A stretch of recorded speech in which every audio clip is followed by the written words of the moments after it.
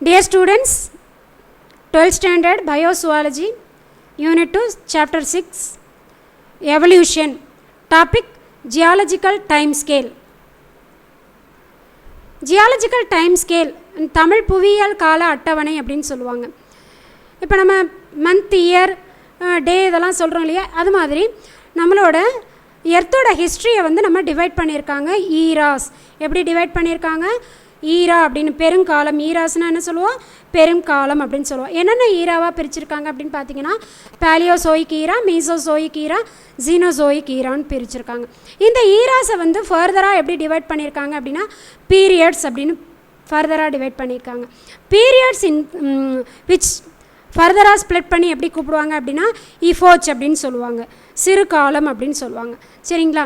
இப்படி geological time ஸ்கேலில் earth ஹிஸ்ட்ரியை வந்து எப்படி பிரிச்சிருக்கோம்? ஈரா, பீரியட்ஸ் அண்ட் இஃபோச் அப்படின்னு பார்க்குறோம். ஸோ இந்த ஈராவில் ஒவ்வொரு பர்டிகுலர் ஈராலையும் என்னென்ன உயிரினங்கள் வாழ்ந்தது அப்படின்றத பற்றி தான் இந்த லெசனில் நம்ம பார்க்க போகிறோம். Geological time scale with the duration of the eras and periods with the dominant forms of life is shown in the table 6.1. 6.1 table உங்களுக்கு இந்த ஸ்லைடில் நான் உனக்கு கொடுத்துருக்கேன், எக்ஸ்பிளைன் பண்ணுறேன். அந்த டேபிளை எக்ஸ்பிளைன் பண்ணுறதுக்கு முன்னாடி தியரியில் என்ன இருக்குதுன்னு பார்த்துடலாம். தியரியில் என்ன இருக்கோ அதே தான் டேபிள்லையும் இருக்குமா. ஃபர்ஸ்ட் நம்ம பார்க்கக்கூடிய ஈரா பேலியோசோயிக் ஈரா.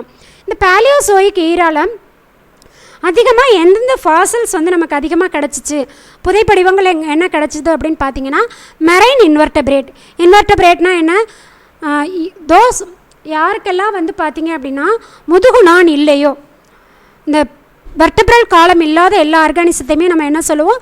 இன்வெர்டபிரேட்ஸ் அப்படின்னு சொல்லுவோம். இந்த மெரைன் இன்வெர்டபிரேட் அதிகமாக வாழ்ந்த காலகட்டம் தான் பேலியோசோயிக் ஈரா. ஸோ பேலியோசோயிக் ஈராவில் நிறைய ஃபாசில்ஸ் கிடச்சிருக்கு. அது எதோட ஃபாசில்ஸ் தான் கிடச்சிருக்கு? நமக்கு மெரைன் இன்வெர்டபிரேட்ஸ் கிடச்சிருக்கு.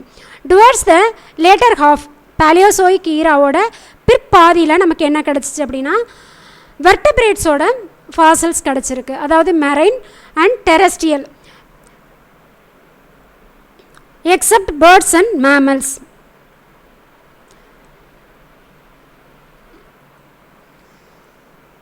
இப்போ எக்ஸப்ட் பேர்ட்ஸ் அண்ட் மேமல்ஸ், பறவை மற்றும் பாலூட்டியை தவிர அதர் வெர்டபிரேட்ஸ் எல்லாமே பேலியோசோயிக் ஈராவோட ரிமைனிங் ஹாஃப் இருக்கு இல்லையா, பிற்பகுதி இருக்கு இல்லையா, அந்த காலகட்டத்தில் வாழ்ந்ததாக நமக்கு ரெக்கார்ட்ஸ் வந்து சொல்லுது. நெக்ஸ்ட், இந்த பேலியோசோயிக் ஈராவை வந்து நம்ம 6 பீரியட்ஸாக வந்து நம்ம ஸ்ப்ளிட் பண்ணி பார்க்கலாம். என்னென்ன பீரியட்ஸ் இருக்குது பேலியோசோயிக் ஈராவில் அப்படின்னு பார்த்தீங்கன்னா கேம்பிரியன், ஆர்டோவீசியன், சைலூரியன், டிவோனியன், கார்போனிபெரஸ், பெர்மியன் அப்படின்னு சொல்லிட்டு 6 பீரியட்ஸ் இருக்குது. இப்போ நம்ம 1 by 1 என்னென்ன பீரியட்ஸில் எந்தெந்த ஆர்கானிசம்ஸ் வாழ்ந்தாங்க அப்படின்னு சொல்லி பார்க்க போகிறோம். ஃபர்ஸ்ட் நம்ம பார்க்கக்கூடியது கேம்பிரியன். கேம்பிரியன் பீரியட் வந்து என்ன சொல்லலாம் அப்படின்னா ஏஜ் ஆஃப் இன்வெர்டபிரேட்ஸ் அப்படின்னு சொல்லலாம். இன்வெர்டபிரேட்டோட காலம் அப்படின்னு சொன்னால் கேம்பிரியன் 1 மார்க்கில் கேட்பாங்க. ஆர்டோவீஷியன்கிற பீரியடில் என்னென்ன உயிரினங்கள் வாழ்ந்தன அப்படின்னு பார்த்தீங்கன்னா ஃப்ரெஷ் வாட்டர் ஃபிஷஸ், நன்னீரில் வாழ்ந்த மீன்கள். ஆஸ்ட்ரகோடெர்ம்ஸ் அப்படின்றது வந்து ஸ்பெஷல் டைப் ஆஃப் மீன் தாமா, மீனோட ஒரு வகை. அடுத்து பார்த்தீங்க அப்படின்னா மொலஸ்க். மொலஸ்க் அப்படின்னா என்ன சொல்லுவாங்க? மெல்லுடலிகள் இருக்கு இல்லையா, நம்ம நத்தை, அப்புறம் பார்த்தீங்க அப்படின்னு சொன்னால் loligo, sepia, what is that, octopus, இது எல்லாமே மொலஸ்க். இந்த மொலஸ்க் எல்லாமே பார்த்தீங்க அப்படின்னு சொன்னால் ஆர்டோவீஷியன் காலத்தில் வாழ்ந்திருக்கு. ஆர்டோவீஷியன் காலத்தில் என்னென்ன இருந்திருக்கு? Fresh water fishes, ostracoderms, it is a type of fishes. அடுத்து வந்து மொலஸ்க், இது எல்லாமே இருந்திருக்கு. நெக்ஸ்ட் சைலூரியன். சைலூரி ஃபார்மிஸ் அப்படின்னு எதை சொல்லுவீங்க? ஃபிஷஸ் தானே சொல்லுவீங்க. ஸோ சைலூரி ஃபார்மிஸ் அப்படின்னு சொல்லும் சைலூரியன் பீரியடில் ஃபிஷஸோட ஆர்ஜின் இருந்திருக்கு, தோற்றம் இருந்திருக்கு. அண்ட் ஏஜ் ஆஃப் ஃபிஷஸ்ன்னு எடுத்துட்டிங்கன்னா டிவோனியன் பீரியடை தான் சொல்லுவாங்க. டிவோனியன் பீரியடில் ஆர்ஜின் ஆஃப் ஸ்பீசிஸ்னால் சைலூரியன் பீரியட், டிவோனியன் பீரியட்னா ஏஜ் ஆஃப் ஃபிஷஸ். டிவோனியன் பீரியடில் பார்த்தீங்க அப்படின்னு சொன்னால் மெனி டைப் ஆஃப் ஃபிஷஸ், நுரையீரல் மீன்கள்னு சொல்லக்கூடிய லங் ஃபிஷஸ், அடுத்து ஃபின் ஃபிஷஸ், துடுப்புடைய மீன்கள், இதையெல்லாம் வாழ்ந்த காலகட்டங்கள் டிவோனியன் பீரியட். அடுத்து ஜுராசிக் பீரியட். ஜுராசிக் பீரியட்னால் எல்லாருக்குமே நல்லா தெரிஞ்ச ஒரு ஜுராசிக் படமெல்லாம் பார்த்துருப்பீங்க. ஜுராசிக் பீரியடில் எந்த ஆர்கானிசம்ஸ் உயிரோடு இருந்தது அப்படின்னு பார்த்தீங்கன்னா டைனோசர்ஸ் வந்து அதிகமாக டாமினண்ட்டாக இருந்தது. டைனோசரோட காலகட்டம் அப்படின்னா ஜுராசிக் பீரியடை சொல்லலாம்.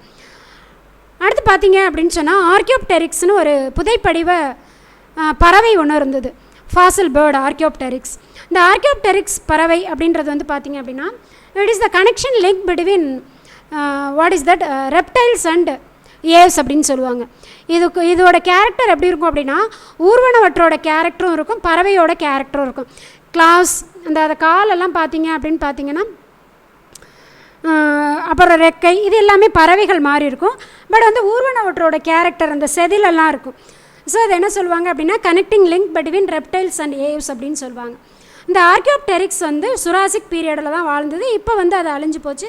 ஸோ அதனால தான் அது வந்து ஃபாசில் பேர்டு அப்படின்னு சொல்கிறோம். அண்ட் டைனோசர்ஸும் சுராசிக் பீரியடில் ரொம்பவே அதிகமாக இருந்தது. Next Cretaceous period.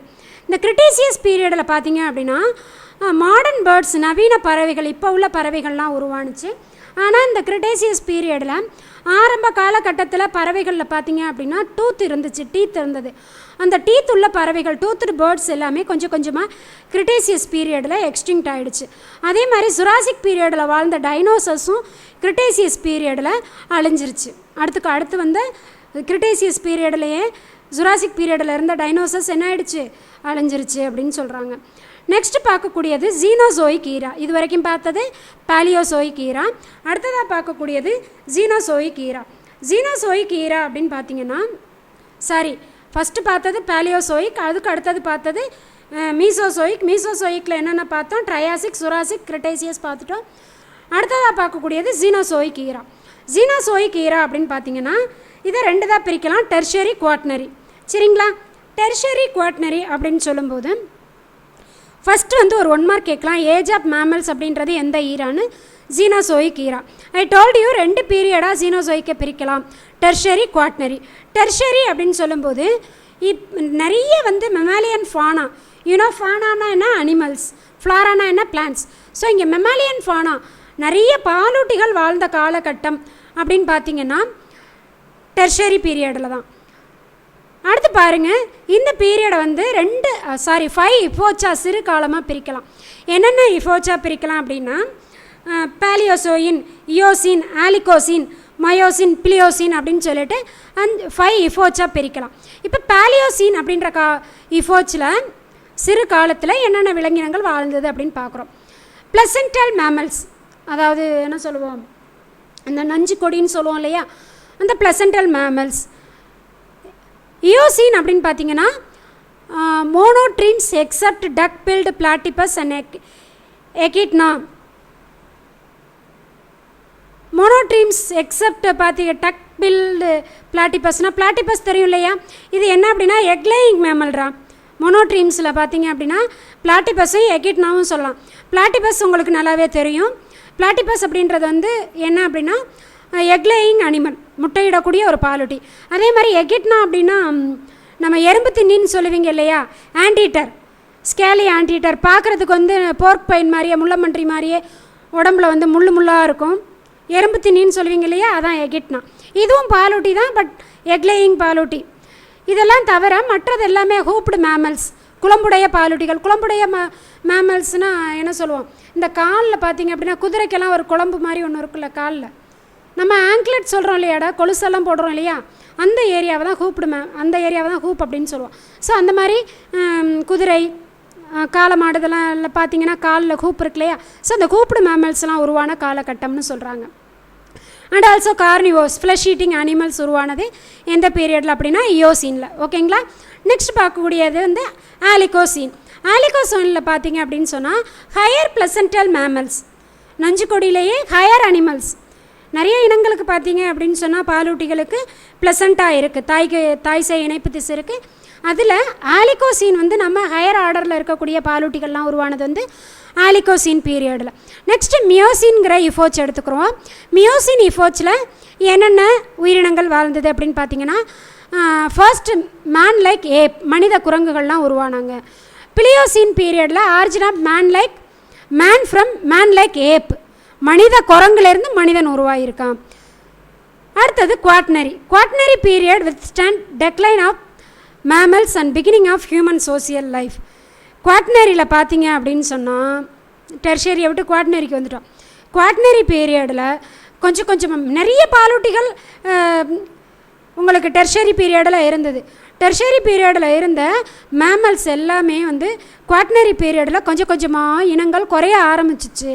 இந்த குவாட்டர்னரி பீரியடில் ஹியூமன் வந்து தன்னோட வாட் இஸ் தட் சோசியல் லைஃபுக்கு தன்னோட வாழ்க்கையோட அடுத்த படிநிலைக்கு வர ஆரம்பித்தான். அவனோட சோசியல் லைஃப் பிகின் ஆணுச்சு எப்போ? குவாட்டர்னரி பீரியடில். சரிங்களா? இது வரைக்கும் பார்த்தது நம்ம ஜியாலஜிக்கல் டைம் ஸ்கேல். அடுத்தபடியாக பாருங்கள், நமக்கு சார்ட் கொடுத்துருக்காங்க. இந்த சார்ட்டில் எந்தெந்த பீரியடில் எந்தெந்த ஆர்கானிசம்ஸ் இருந்ததுன்னு நம்ம அங்கே சொன்னோம் இல்லையா, அதே தான் இருக்குது. வேணால் நீங்கள் பார்த்துக்கோங்க. ப்ரீ கேம்பிரியன் காலகட்டம், பேலியோசோய்க்கு முன்னாடி உள்ள காலகட்டம் ப்ரீ கேம்பிரியன் ஏரியா எத்தனை வருடங்களுக்கு முற்பட்டது அப்படின்னு சொல்லி போட்டிருக்காங்க. 3000 மில்லியன் ஆண்டுகளுக்கு முற்பட்டது. இதில் வந்து லோயர் மிடில் அப்பர்னு சொல்லியிருப்பாங்க. இங்கே வந்து என்ன கொடுத்துருப்பாங்க அப்படின்னா என்னென்ன விலங்குகள் உருவாயிருக்கு. அண்ட் இங்கே இந்த பக்கத்து பார்த்தீங்க அப்படின்னா பிளான்ஸோட நேம்ஸ் கொடுத்துருப்பாங்க. இந்த காலமில் வந்து அனிமல்ஸோட நேம்ஸ் கொடுத்துருப்பாங்க. அப்பியரன்ஸ் ஆஃப் யூகேரியாட்ஸ்னால் என்ன சொல்கிறோம்? What is that?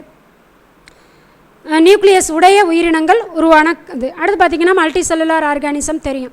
இது ஒவ்வொன்றுமே வந்து உங்களுக்கு பீரியட்ஸ் அண்ட் எஃபோர்ட்ஸ் கொடுத்துருக்காங்க, பார்த்துக்கோங்க. Fossil invertebrates, dominance of invertebrate Ordovician, earliest of fishes, land invertebrate, age of fishes, Devonian period. இது எல்லாமே பிளான்ஸோட டீட்டெயில்ஸ் கொடுத்துருக்காங்க. எந்தெந்த காலத்தில் என்னென்ன பிளான்ஸ் உருவானுச்சு. ப்ரீ கேம்பிரியன்னா பிளாங்டான்ஸ்னால் என்ன? மிதவை உயிரிகள். அடுத்து ஆல்கேனா என்ன? பாசி. எப்போ? கேம்பிரியனில். அப்புறம் appearance of first land plants, தரையில் இருக்கக்கூடிய முதல்ல உள்ள தாவரங்கள் உருவான காலகட்டம். அடுத்து ஜோஸ்ட்ரோஃபைலம் அப்படின்ற தாவரம் வந்து சைலூரியன் பீரியடில், அதாவது மீன்கள் உருவான காலகட்டத்தில்.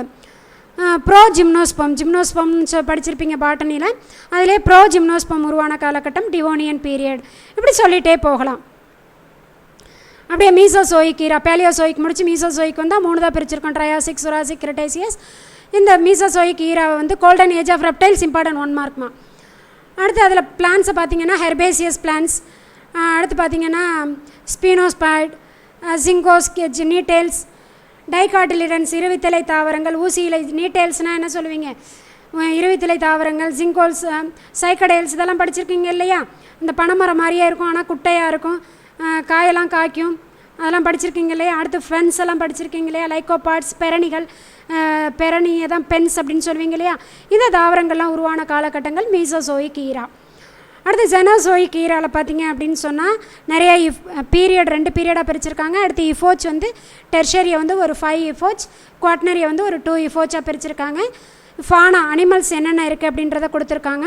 அடுத்து ஃப்ளாரா பிளான்ஸ் என்னென்ன இருந்திருக்கு. டைகாட்டிலிடன்ஸ் இருந்திருக்கு, ஆஞ்சியோஸ்பம் இருந்திருக்கு. அடுத்து மோனோகாட்டிலிடன்ஸ் ஒரு வித்திலை தாவரங்கள்லாம் ஆஞ்சியோஸ்பம்ஸ் இது எல்லாமே உருவாயிருக்கு அப்படின்னு சொல்லியிருக்காங்க. நெக்ஸ்ட் பார்த்தீங்க அப்படின்னு சொன்னால் how to determine the age of fossils அப்படின்றது செப்பரேட் 2 மார்க்மா. Very important 2 mark. எப்படி வந்து ஒரு ஃபாசில்ஸோட ஏஜை வந்து நம்ம கால்குலேட் பண்ணுறது. 2 மெத்தட் இருக்குது. ஒன்று வந்து ரிலேட்டிவ் டேட்டிங், இன்னொன்று வந்து அப்சல்யூட் டேட்டிங். ரிலேட்டிவ் டேட்டிங் அப்படிங்கிற போது கம்பேரிசன் மூலமாக பண்ணுறது. ஏற்கனவே ஏதாவது ஒரு ஆர்கானிசத்தோட வயது தெரிஞ்சிருந்துச்சுன்னா, ஏஜ் தெரிஞ்சிருந்துச்சுன்னா அதை வச்சுட்டு தெரியாத அன்னோன் ஃபாசில் எடுத்துகிட்டு அதோட ஏஜை வந்து கால்குலேட் பண்ணிக்கிறது ரிலேட்டிவ் டேட்டிங். அது அந்தளவுக்கு ஆப்டாக இருக்காது. ஆனால் அப்சல்யூட் டேட்டிங்கில் என்ன பண்ணுவாங்க அப்படின்னா ஐசோடோப்பை யூஸ் பண்ணி கார்பன் டேட்டிங் மெத்தட் இருக்கு இல்லையா, கார்பன் டேட்டிங் மெத்தட் மூலமாக பண்ணக்கூடியதான் absolute dating. determine the precise age of fossil by using radiometric dating to the measures the decay of isotope. ஒரு ஃபாசிலை எடுத்துக்கிறாங்க. அந்த ஃபாசிலோட வயதை தெரிஞ்சுக்கிறணுன்னா அதில் உள்ள ஐசோட்டோப்போட டிகே எவ்வளோ ஐசோட்டோப் வந்து சிதைஞ்சிருக்கு, எஸ்பெஷலி கார்பன் 14ன்னு சொல்லுவீங்க இல்லையா, இந்த கார்பன் வந்து எவ்வளோ சிதைஞ்சிருக்கு. நீங்கள் படிச்சிருக்கீங்களாடா, ஹாஃப் லைஃப்லாம் படிச்சிருப்பீங்க இல்லையா, அதே தான். ஸோ எவ்வளோ இப்போ சிதைஞ்சிருக்கு, ஐசோட்டோப் எவ்வளோ சிதைஞ்சிருக்குன்றதை வச்சுட்டு இவ்வளோ ஐசோட்டோப் சிதைஞ்சிருச்சுன்னா இது இத்தனை வருஷத்துக்கு முற்பட்டது, இது இத்தனை வருஷம், இதோட ஏஜ் இவ்வளோ அப்படின்றத வந்து நம்ம கால்குலேட் பண்ண முடியும். How to determine the age of ஃபாசில்ங்கிறது அடிக்கடி 2 மார்க்கில் கேட்குறாங்க. So important 2 மார்க்மா.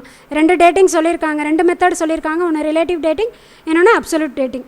நார்மலாக நம்ம யூஸ் பண்ணுறது அப்சல்யூட் டேட்டிங் தான் யூஸ் பண்ணுறோம். இது எப்படி யூஸ் பண்ணுறோம் அப்படின்னா radiometric dating to measures the decay of isotope. ஐசோடோப்போட சிதைவை வச்சுட்டு பண்ணுறோம். C14 மெத்தட் வந்து யூஸ் பண்ணுவாங்கடா இங்கே. Thank you students. நெக்ஸ்ட் கிளாஸ் நம்ம என்ன பார்க்க போகிறோம் அப்படின்னு பார்த்தீங்கன்னா பயாலஜிக்கல் எவல்யூஷன் பற்றி பார்க்கலாம்.